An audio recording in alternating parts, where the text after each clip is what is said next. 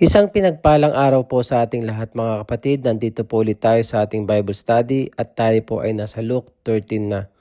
Ang title po ng ituturo ko ay The Great Cause. So dito po makikita natin ang kahalagaan ng tunay na repentance at kung gaano kaimportante para sa atin ang mamunga at makarating sa Kingdom of God.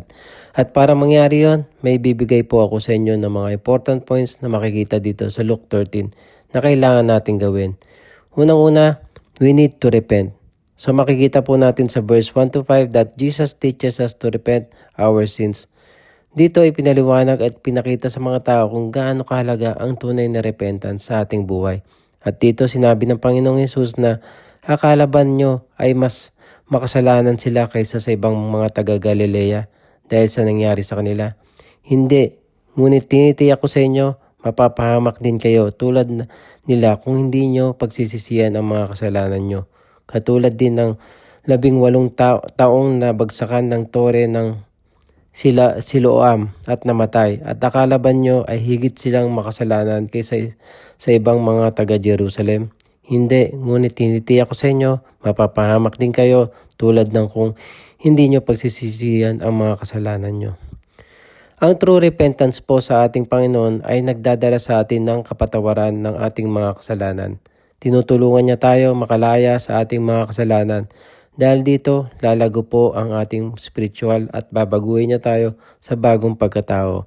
Ang true repentance ang nagdadala sa atin ng joy at kapayapaan kasama ang Panginoon.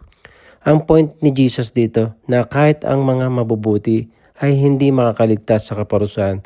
Dahil kung naging mabuti ka nga pero hindi ka naman totoong nagsisisi sa iyong mga kasalanan ay mapapursahan ka din. Kailangan ng true repentance para makamit ang salvation sa ating buhay. Kailangan galing sa puso ang ating pagsisisi sa ating mga kasalanan at obey and be faithful to God. Huwag nang balikan pa yung mga nakagawi ang kasalanan bagkus tunay tayong magsisi at magbago.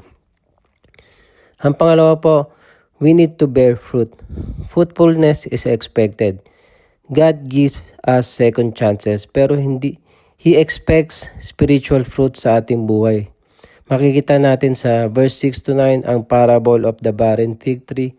Jesus tells us a parable tungkol sa isang lalaki na may fig tree na hindi namumunga at kahit nagpabalik-balik siya ng 3 taon ay hindi pa rin ito namunga at binalak na niyang putulin ang punong ito. Pero ang sabi ni Jesus na palipasin pa niya ang 1 taon at i-fertilize ito.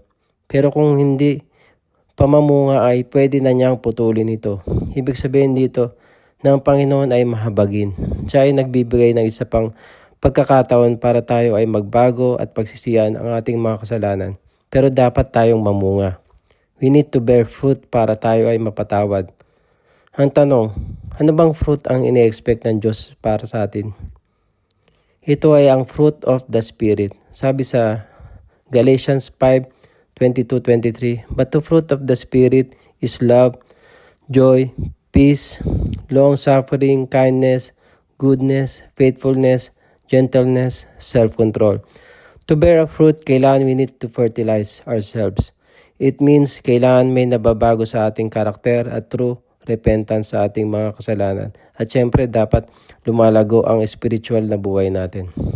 At ang result nito ay internal connection sa Panginoong Hesus. Ito ay nangangahulugan ng living in obedience to God, paggawa ng mabubuti at reflecting Christ-like virtues katulad ng fruit of the Spirit. At para makapagpaproduce din tayo ng fruit, we need to stay connected sa Panginoon and glorify Him. I-maintain natin yung daily relationship natin sa Panginoon. Mamuhay tayo ng according to God's Word, magbasa tayo at manalangin araw-araw para tayo maging fruitful. At syempre yung true repentance. Talikuran natin yung mga sinful habits natin at hayaan natin kumilos ang Holy Spirit sa ating buhay. Hindi tayo mamumunga sa pamamagitan lang ng sarili nating lakas, bagkus pahintulutan natin ang banal na Espiritu na magbunga ng ani at sa pamamagitan ng ating pananampalataya sa Diyos. Ang pangatlo po, we need to sacrifice a great cause. Sinasabi po sa Luke 13:24, there is a great cause for anyone to enter through the narrow doorway into God's kingdom.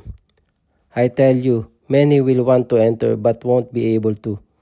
So ano po ba yung great cause? Great cause is a very high price, significant sacrifice. May nakuha tayo kapalit ang extreme effort, time, and resources. Sinasabi sa Luke 13:27, and he will reply, don't you understand? I don't know who you are, for you are not a part of my family. I will not let you in. Not now, go away from me. For you are all disloyal to me and do evil. At para po tayo makapasok sa narrow door ng kingdom ni God, kailangan we belong to God's family. At nangyayari ito pag nilalagay natin yung ating pananampalataya sa Panginoong Hesus at sa ginawa niya sa krus ng Kalbaryo. Nagkakaroon tayo ng spiritual birth or adoption to God's household, confessing of sin, surrender to God's will, and believe in Jesus as our Messiah, ang ating tagapagligtas. Pangalawa po, be loyal, be faithful, devoted. Pakita natin yung constant allegiance natin kay God sa pamamagitan ng pagtubad natin sa ating mga misyon dito sa lupa. Kailangan makita sa atin yung unwavering support sa kanyang kingdom, reliability, commitment at pagiging tapat at totoo despite ng mga difficulties at temptations sa buhay natin. Ang pangatlo po, do good, show love and kindness, justice, and dapat makita sa atin yung character ni God. Maging handa tayo to serve others, especially ang mga mahihina at mahihirap. Hindi tayo maliligtas dahil sa paggawa ng mabuti. Ito ang resulta ng faith natin kay God and response sa kanyang habag motivated love. Conclusion ko po, ayon sa Luke 13:32, Jesus told them, go and tell that deceiver that I will continue to cast out demons and heal the sick today and tomorrow. And on the third day, I will bring my work to perfection.